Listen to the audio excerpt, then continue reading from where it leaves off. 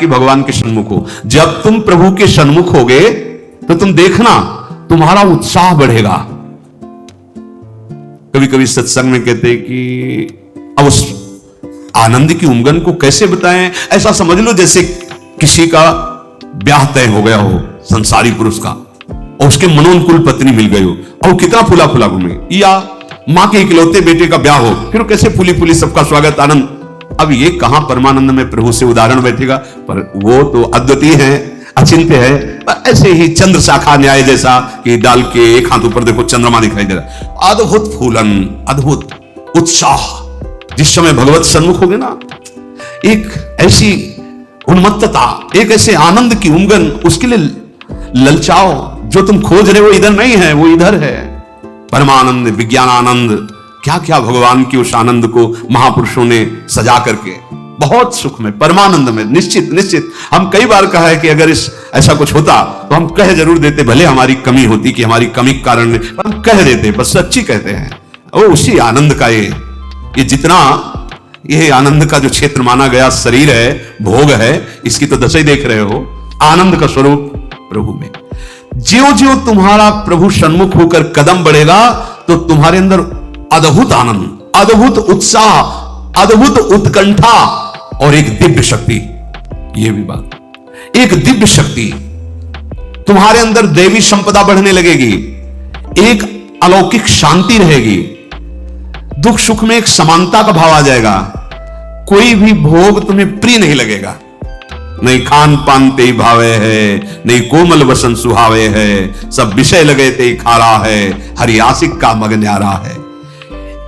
संत जन देखते ही ऐसे लगेंगे जैसे स्नेह संबंधी जन मिलते हैं। अच्छा अच्छा, ऐसे संतों को देखते ही मन नाच पड़ेगा, आज तो हो भाग्य भगवत सन्मुख का, आज तो हो भाग्य, हमें साधु समागम मिला, हमें संत जन मिले। तुम्हारी विलक्षण एक स्थिति होगी, कोई भी द्वंद्व तुम्हें स्पर्श नहीं कर पाएगा। निराशा, चिंता, भय, विषाद, कामना, वासना, ये सब क्षीण होने लगेंगी। केवल भगवत सन्मुखता। जब तक तुम भगवान की तरफ पीठ किए हो और संसार भोगों की तरफ मुख किए हो, तो तुम कुछ भी कर लो, तुम्हें सुख शांति मिलने वाली नहीं। जितना जितना तुम भोग संग्रह, धन वैभव एकत्रित करोगे, उतना ही अशांत और चिंतित और शोकित होते जाओगे। ये महापुरुषों की बात है, देख लो अपने हृदयों को। जितना तुम भोगों की तरफ बढ़ोगे, परिणाम में ये दोष तुम्हारे अंदर आएंगे। जैसे भगवत सन्मुखता, तो कैसे जाने भगवत सन्मुख है?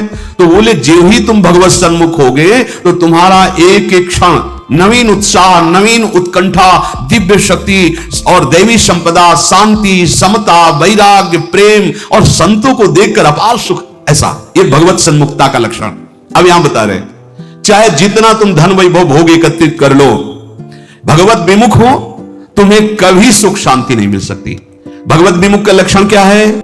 भय, विषाद, चिंता, राग, द्वेष, वैर, अशांति, द्रोह, दंभ, पाखंड, परिग्रह, हिंसा, कामना, वासना, ममता, दुर्गुण, दुर्विचार, भयानक दुख, ये भगवत विमुख के लक्षण है। जो भगवत सन्मुख होता है, एक भी उनके हृदय में नहीं होते। ये जाचो अंदर जाचो। भगवत विमुक्ता का लक्षण, मूल लक्षण भोगों में सुख है, इसी में सारे दोष से बैठे हुए हैं। और जहां भगवत सन्मुख हुए, तहां तुम्हारा प्रतिपल नवीन उत्साह, नवीन उत्कंठा, दिव्य शक्ति, दैवी संपदा, शांति, समता, वैराग्य, प्रेम, समस्त द्वंद्वों से छूट करके एक अद्भुत आनंद और संत समागम जीवन बन जाएगा। देखो राधा बाबा पूर्ण महापुरुष हैं, कोई इनको जानना थोड़ी साधन साध्य के विषय में, पर आपको ध्यान होगा जब ऋषिकेश में उनके गांठों में बहुत दर्द, वात रोग के कारण, तो वो अपने निजी जन से कह रहे थे, भाई मुझे सत्संग में पहुंचा दो। वो सेवा करते करते शायद श्रमित हो गए होंगे या जो भी, तो उन्होंने बाबा की इस बात का सपोर्ट नहीं किया। बहुत बार कहने पर तो बाबा कहा कि आप ये जानते हो कि हम जा ही नहीं पाएंगे। उन्होंने कहा आप जा ही नहीं पाओगे क्योंकि आपकी गांठ। बोले ऐसा नहीं। फिर जो बाबा ने अंदर बात की, वो जो लिखा था कि भगवान श्री कृष्ण से प्रार्थना की कि प्रीतम मुझे इतनी सामर्थ्य केवल दे दो कि जहां से सत्संग सुनाई देता वहां तक मैं पहुंच जाऊं, और एक बांस डंडा उठाया और बाबा घसीटते हुए वहां गए। इस बात का बहुत प्रभाव पड़ा हृदय में कि इनको कोई साधन साध्य विषय अब जानकारी की आवश्यकता नहीं, पूर्ण महापुरुष है, संपूर्ण है, उनमें कोई भी लेकिन ऐसे महापुरुष होते हुए सत्संग की इतनी प्रियता, वो देखो लिखा है यहां, साधु सम एकदम आनंदित हो गए कि आज तो मुझे साधु समागम मिला। ये भगवत सन्मुख का लक्षण, विमुख का नहीं, भगवत सन्मुख का लक्षण। तो हम अपने को जबरदस्ती मुख मोड़ना होगा। अगर हम इसी जन्म में परम कल्याण चाहते हैं, इसी जन्म में सुख चाहते हैं, मुख मोड़ना हो। जबरदस्ती शब्द लिखा है, जबरदस्ती मोड़ना, हटो हटो। जैसे है ना कि अब जिस तुम कगार पे खड़े हो, भारी दरार पड़ गई है, जबरदस्ती हटो नहीं तो गिरने वाले हो, धारा में तुम बह जाओगे, डूब जाओगे। ऐसे ही तुम्हारी वही दशा है जैसे हरी हरी घास खा रहा है बकरा और बकरी से सहवास कर रहा है और बड़ा सुख का अनुभव कर रहा है, पर वो कसाईवाड़े में बंद है। वो ये नहीं जान रहा कि अब की नंबर हमारा आ रहा है गड़ासा चलने का, वो नहीं जान पा रहा है। इसी प्रकार आप खान पान, शौक, मौज मस्ती, परिवार, सांसारिक सुख भोग रहे हैं, पर आपको पता नहीं कि काल के कसाईवाड़े में है। मौत का गड़ासा वो बिल्कुल तैयार किए हुए है, बस समय की देरी है, नंबर आपका ही है। सावधान। इसीलिए करे जबरदस्ती भगवत सन्मुख करो अपने मन को, अपने तन को, अपनी वाणी को, अपनी चेष्टा को। कोई उपाय नहीं है बचने का। आपको दिखाई दे रहा क्या है, तो भयभीत कर रहे हैं, आप देख ही नहीं पा रहे हो, भय तो तांडव मचा रहा है। देख लो, ऐसे जरा सी भूमि हुई, हजारों लोग मकान के नीचे दब के मर गए। ऐसे जल में उफान आई, एक लहर आई, प्रांत का प्रांत नष्ट कर दिया। क्या क्या लीलाएं हो रही प्रकृति की, माया की। हमारा भी तो नंबर आएगा ना कोई तो आएगा, काल का रूप, कहीं ना कहीं कोई रोग, कोई घटना, कोई, और हम मस्त हैं जैसे बकरा हरी हरी घास खा रहा है। ऐसा उसको लग रहा है हम बड़े सुखी, ये पता नहीं अगला नंबर हमारा है। तुमको बिना सूचना दिए, बिना राय के तुम्हारी मृत्यु तुम्हारा नाश कर देगी। मृत्यु किसी से राय लेती क्या कि अब हमारी प्रार्थना स्वीकार करें, हम अपना काम शुरू करें, दी आपकी आज्ञा हो? ऐसा नहीं। अगर ऐसा हो तो कोई तैयार नहीं होगा, कोई नहीं तैयार होगा। बिना आपको सूचना दिए, बिना आपकी राय के वो आपका नाश कर देगी मृत्यु। इसलिए वो सहसा आप पर आक्रमण करेगी, उसके पहले आप सावधान हो जाओ। अब वो कब करेगी कुछ पता नहीं है, इसलिए आपको अभी से, इसी सेकंड से सावधानी करनी है। क्या? एक एक वृत्ति को कृष्णाकार कर दो, प्रियालाल के चरणों में लगा दो। बुद्धिमान उपासक सावधान, तुम्हारी जन्म के साथ ही मृत्यु पैदा हो चुकी तुम्हारी। कितने अनुभवी महापुरुष कह रहे सावधान, जब तुम्हारा जन्म हुआ था उसी समय तुम्हारी मृत्यु भी पैदा हो गई है। बस तुम्हारे साथ चल रही मृत्यु अवसर देख रही है, समय देख रही है, जहां पूरा हुआ वो अपना काम कर देगी। इसलिए प्रतिक्षण तू मृत्यु की दृष्टि में है, शिकार बिल्कुल लक्ष्य पे है। मृत्यु का अंतिम स्पर्श तुम्हारा सर्वनाश कर देगा। शरीर, रुपया, पैसा, कामना, घर, मकान, पद, पदवी, सब। अतः तुम कुछ ऐसा करो जिससे मृत्यु शरीर पर प्रभाव पड़े, आप पर नहीं। आप कर्ता भोक्ता भाव में, इसलिए आप पर प्रभाव पड़ता है। वो क्या है? इस चक्र से सदा छूट जाने के लिए एकमात्र सब ग्रंथ, सब संतों, सब पंथ का निर्णय है सतत भगवत भजन, सतत भगवत चिंतन, प्रभु के आश्रित होकर प्रभु का भजन। एक छोटी सी वस्तु जब भाव में भरकर आप प्रभु को समर्पित करते हैं तो प्रभु से बहुत बड़ी मान लेते हैं। हमारे प्रभु का स्वभाव ऐसा है। पत्रम पुष्पम फलम तोयम ये में भक्ता प्रति। देखो नाशवान वस्तु है ना, अगर एक चुल्लू जल भगवद अर्पण कर दिया, भगवान उतने में प्रसन्न हो रहे हैं। एक तुलसी दल ले लिया, एक फूल ले लिया, कोई फल ले लिया, और भगवान भाव में भरकर कहते हैं अशनामी, मैं उसे खा लेता हूं। जैसे फूल सूंघने की वस्तु है, पर भगवान कर मैं पा लेता हूं, पत्ता पा लेता हूं, जल पा लेता हूं, फल पा लेता हूं। पत्रम पुष्पम फलम तोयम ये में भक्त्या, भक्ति भाव से जो भक्त अर्पित कर देता है, भगवान कहते मैं उसे पा लेता हूं, वो शाश्वत हो गई। दो प्रकार की बैंक है, एक मायाकृत बैंक, एक हरि बैंक। हरि बैंक में वही वस्तु जमा होती है जो त्वदीयम वस्तु गोविंदम तुभ्यमेव समर्पय से होता है। ध्यान रखना, आपके द्वारा दी हुई वस्तु आपको समर्पित है, ये हरि बैंक में जमा हो गया। अगर आप निष्काम भाव से करते तो भगवत प्राप्त हो जाएंगे, सकाम भाव से करते तो आपको बहुत आगे बढ़ करके मिलेगी। और यहां जो बैंक में मायाकृत जमा है ये सब रद्द, शरीर छूटा, सब व्यर्थ गया। मानव जीवन का एक एक क्षण इतना कीमती है कि उसके बदले में फिर कुछ नहीं है कि हम ये दे करके समय खरीद ले। तो ऐसे समय को केवल केवल महामहिमा में भगवान नाम स्मृति में लगाओ। सब चेष्टाएं हो रही, नाम जप कर रहे हैं, आपका बैंक बैलेंस बढ़ रहा है। एक एक नाम, जैसे कोई भूखा व्यक्ति एक एक कवल पाता है तो तुष्टि पुष्टि क्षुधा निवृत्ति होती जाती है, ऐसी एक एक नाम संसार से वैराग्य, अपने स्वरूप का ज्ञान और भगवान के चरणों में प्रेम, ये तीनों होते चले जा रहे हैं। पर जैसे बहुत भूख लगी हो तो दो चार कवल में और भूख बढ़ती नजर आती है, तृप्ति का बोध नहीं होता। आधे पेट होने के बाद फिर स्वाद और तृप्ति का अनुभव होने लगता है, फिर पूरा जब पेट भर जाता है तो कहना क्या है। ऐसे ही अभी हम थोड़ा भजन करते तो और जलन बढ़ रही है, यद्यपि वो संसार से वैराग्य, स्वरूप का ज्ञान और भगवत चरणारविंद में प्रेम, ये प्रारंभ हो गया है एक एक नाम से। पर जब आप 24 घंटे में कम से कम 12 घंटे का ऐसा अभ्यास बने कि हम भगवत स्मरण प्राण, तो आधा पेट मानो हुए, फिर आपको स्वाद मिलने लगेगा, अनर्थ की निवृत्ति होते ही आनंद का स्फुरण होने लगेगा। पर एक एक नाम व्यर्थ नहीं जा रहा, गिनो या ना गिनो। किसी को भ्रम रहता अगर माला से गिनेंगे नहीं तो व्यर्थ चला जाएगा। अरे भाई, गिनना तो आपके मन को लगाने के लिए है, नाम तो अविनाशी है। राधा राधा बोला, नहीं गिनोगे तो फल नहीं मिलेगा क्या? कुछ लोगों को भ्रम होता है अगर गिना नहीं तो फिर वो संख्या ऐसे ही चली जाएगी, लिखा जाएगा नहीं। गिनना केवल मन को लगाने के लिए है, नाम महामहिमा है, गिनो या ना गिनो। अब प्रेमी जन गिनने में नहीं रहते। हाँ, प्रेमी जन तो श्वास प्रश्वास अपने प्रीतम के नाम का वर्तमान में स्वाद ले रहे, उसका और कोई फल नहीं चाहिए। ये जिह्वा पे राधा राधा चल रहा है, हमें सब कुछ मिल गया, बस यही चलता रहे, हम भूलू ना। इतना स्वाद, इतनी महासुख की वृत्ति उदय होती है। सामने प्रियालाल हृदय आनंद की उफान में, जिह्वा पे नाम, अब उसे क्या चाहिए?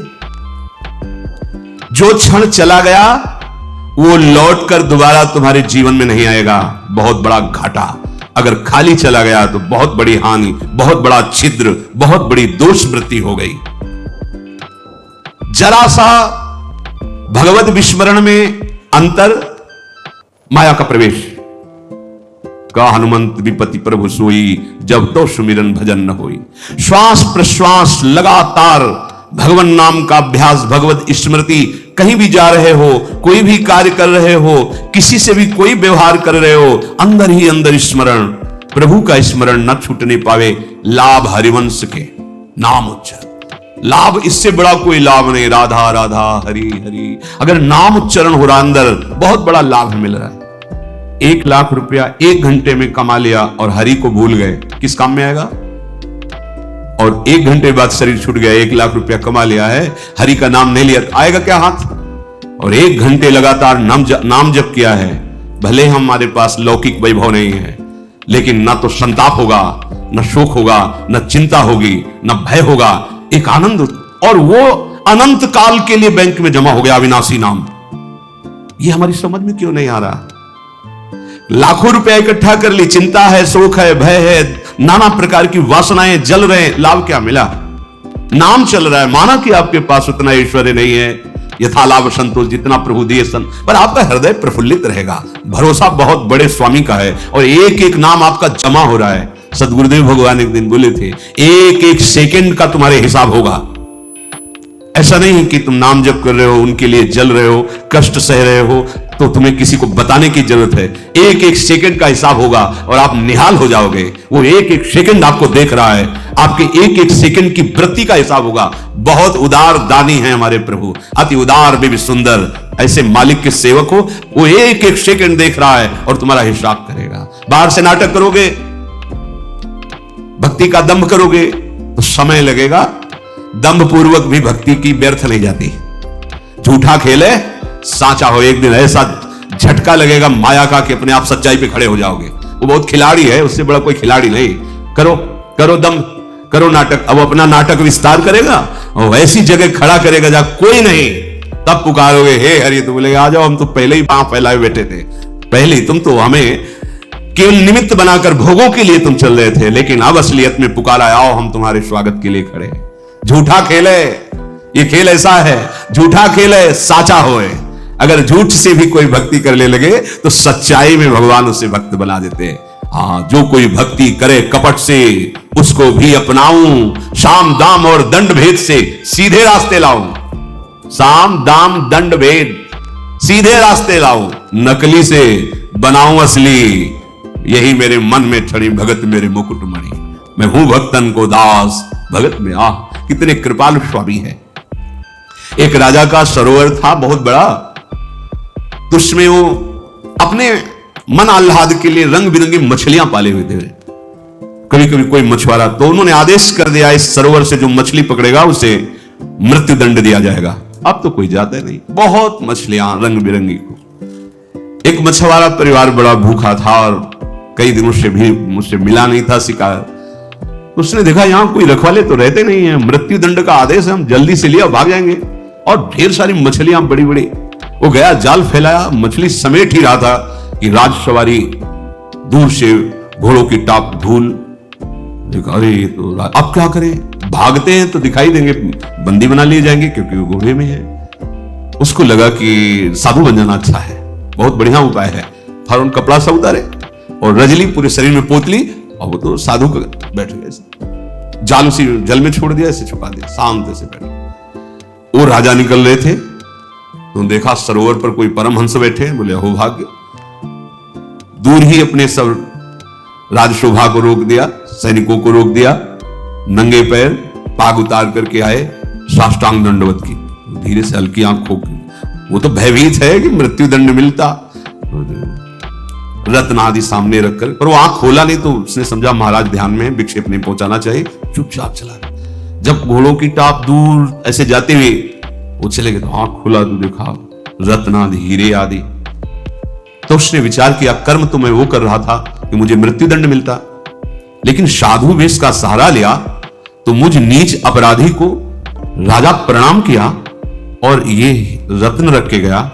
ये जब मैं नकली भाव रखा तो ऐसा हुआ, यदि मैं असली में साधु बन जाऊं तो क्या होगा। अब मैं ना अपने घर जाऊंगा, ना आज के बाद कभी मछली मारूंगा, अब मैं सच्चा साधु बनूंगा। बना दिया।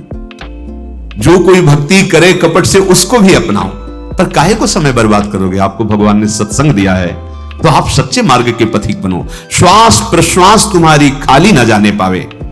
जब तक तुम्हारा मुख भोगों की ओर है, मुख का तात्पर्य अंदर से है, अंतर ही अंतर, तुम सब साधन कर रहे हो लेकिन तुम्हारी विश्राम स्थिति मन मानता है भोग में। क्या खाने को मिलेगा, हाँ हर्षित हो गए। क्या भोगने को मिलेगा, हर्षित हो गए। मतलब आप अभी भोगों के सन्मुख हैं। अंतर की बात देखना, जब तक तुम्हारा मुख भोगों की ओर है तो तुम कह रहे हो कि हम भगवत मार्ग के पथिक हैं, भगवत मार्ग में चल रहे हैं, पर तुम चल भोगों की ओर ही रहे हो, प्रभु की ओर एक कदम नहीं चल रहे हो।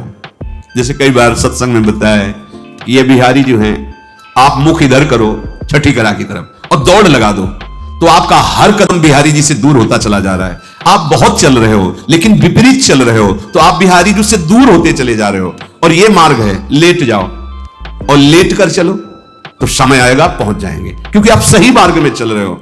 आप ऐसे सोए सोए चलो, एक बार लेट गए 10 मिनट फिर लेट गए, फिर एक बार उठे फिर लेट गए, आप पहुंच जाओगे क्योंकि सही मार्ग है। समझो, भाव समझो। यदि आप भगवत सन्मुख हैं तो आपकी चाल धीमी होगी तो भगवान मिल जाएंगे। आप भगवत विमुख हैं, भोगों के सन्मुख हैं तो दौड़ लगा लो, हर कदम आपका प्रभु से दूर होता चला जाएगा, आपको दूर करता चला जाएगा। यही भेद उपासक नहीं समझ पाता और पूरा जीवन लगा देता है। बहुत ध्यान देने का विषय कि आप समझते हैं परमार्थ के पथिक अपने को और चाल है भोगों की तरफ, तो हर कदम आपको प्रभु से दूर करता गया और आप कह रहे हैं 50 वर्ष से मैं चल रहा हूं लेकिन मंजिल नहीं मिली, क्योंकि मंजिल की तरफ आपका मुख ही नहीं था। आपका मुख था मंजिल के विपरीत, जो प्रतिकूल से वर्जनम स्थिति होनी चाहिए, वहां अपने अनुकूलता देखी और चल पड़े भोगों की तरफ, तो फिर क्या होगा। आप यही को कहते हैं आकर कि 20 वर्ष से मैं साधन में हूं। क्या साधन में हो? बहुत दौड़ने वाले हो, बहुत दौड़ाक हो, लेकिन विपरीत दौड़ रहे हो तो फायदा क्या हुआ। अरे धीमी भी चाल हो लेकिन अनुकूल चाल हो तो मंजिल पास है, दूर नहीं है। ये बहुत समझने की बात, बहुत समझने की बात। यही गलती हमसे होती है। महापुरुषों द्वारा स्वादनीय शास्त्र जिसकी जय घोष करता है, ऐसे नाम का अपमान कर रहे हो। तुम्हारे कदम किधर है? किधर है कदम तुम्हारे? तुम्हारी चाल किधर है? पहले देखो ना। अरे सन्मुख होए जीव मोहि जमहि, जन्म कोटि अघनाश होते। मेरे प्रभु कहते हैं करोड़ों जन्म के पापों से क्षण नष्ट कर देता हूं जब सन्मुख होते। सन्मुखता का मतलब समझो, अंदर ही अंदर भोगों को विश्राम मान रहे हो, भोगों को सुख मान रहे हो, मान प्रतिष्ठा को जीवन का लाभ मान रहे हो, तो आपके सम्मुख कौन है? प्रभु है या मान प्रतिष्ठा है या भोग है या संसार है?